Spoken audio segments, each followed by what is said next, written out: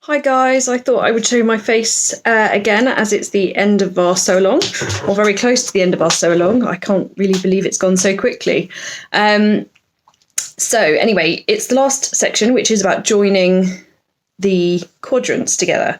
I have only got 2 quadrants ready so far. So this video is just going to show joining the 2 jaw sections, the bottom 2 sections. The principles work the same for joining the top and joining the bottom, and I will reference doing those.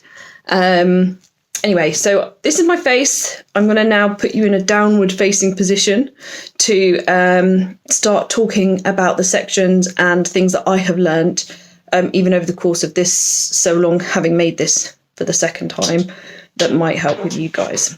Okay,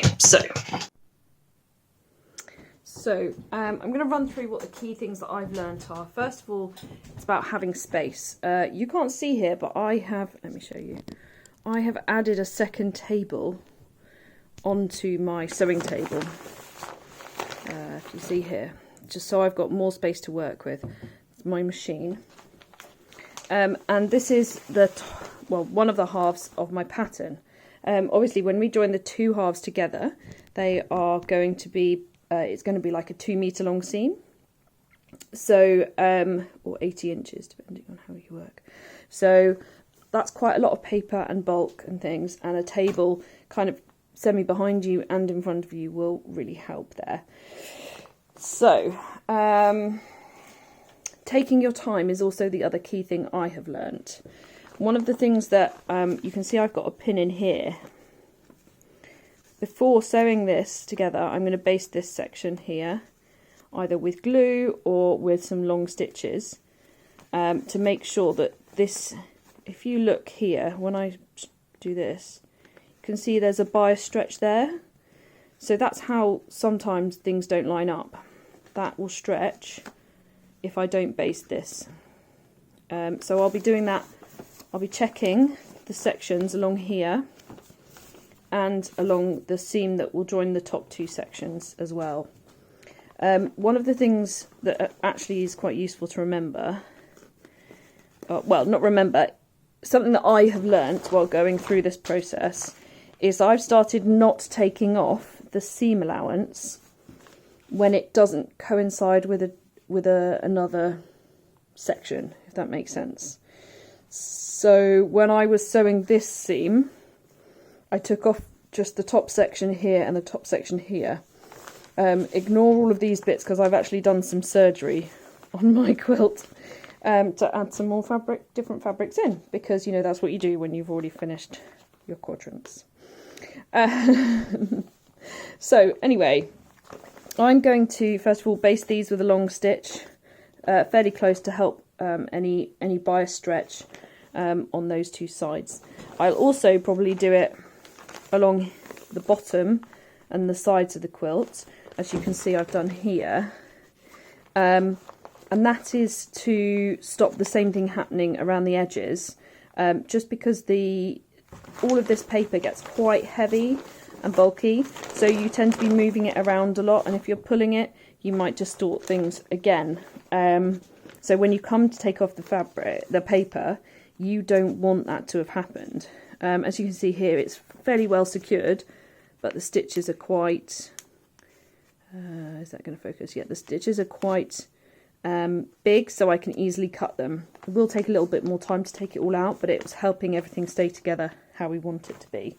So hopefully you haven't got any weird shapes when it comes to quilting it, where the top has slightly distorted. So I'm going to baste these sections and come back. So I've basted the sections that I need to, and now I've placed one of the sections on top of the other, roughly, very roughly, as you can see on where it's going to line up. I folded them one over, well, both over, so I'm just removing slightly less stuff. So the next thing to do is to look at the thread that I'm going to use. So through piecing this, I have used pretty much this grey or a fill. It's 2605. I've got a huge cone of it, and it's a fairly neutral colour within all of these palettes. As you can see here, it just about starts to show through, but because it's a medium weight colour, it doesn't either detract or, you know, stand out at all. So it should be okay. The only place I'm not going to use this is in the centre of the skull, because that's a very light, and it will show through when sewing this fabric. So I also don't think it shows up badly in between my bright colours. Obviously this seam will have more bulk to it than others, so you've got like 1, 2, 3, 4 fabrics coming together there, so that's 8 fabrics that potentially are going to be overlaying, which is why thread colour is important. Now let me see if I can find a section that I can show it to you on. No, because none of these are really stretched.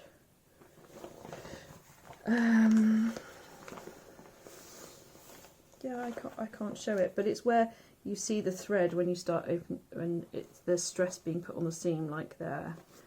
Okay, so anyway, the key sections to line up is where we're starting again.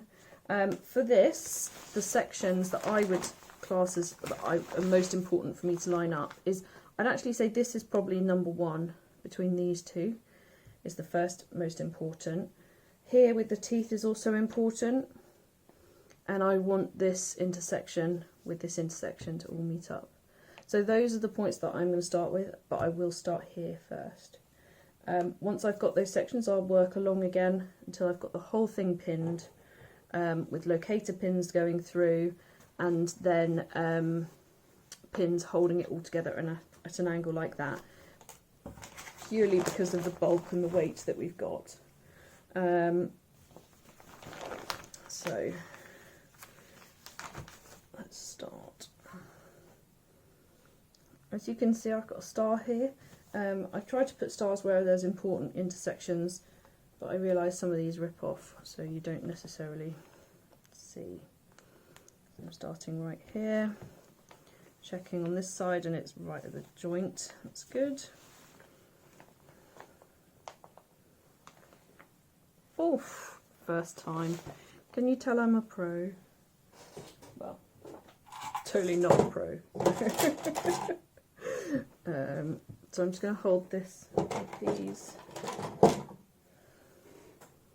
to keep it roughly together, and then start working here, and I'll go between these 2 points first.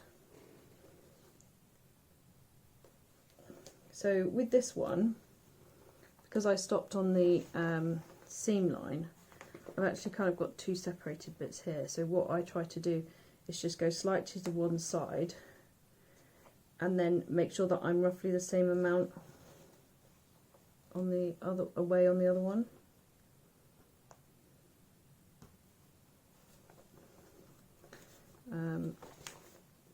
I'm not going to be hugely pernickety at the moment, because I'm just looking to see how much things are lining up.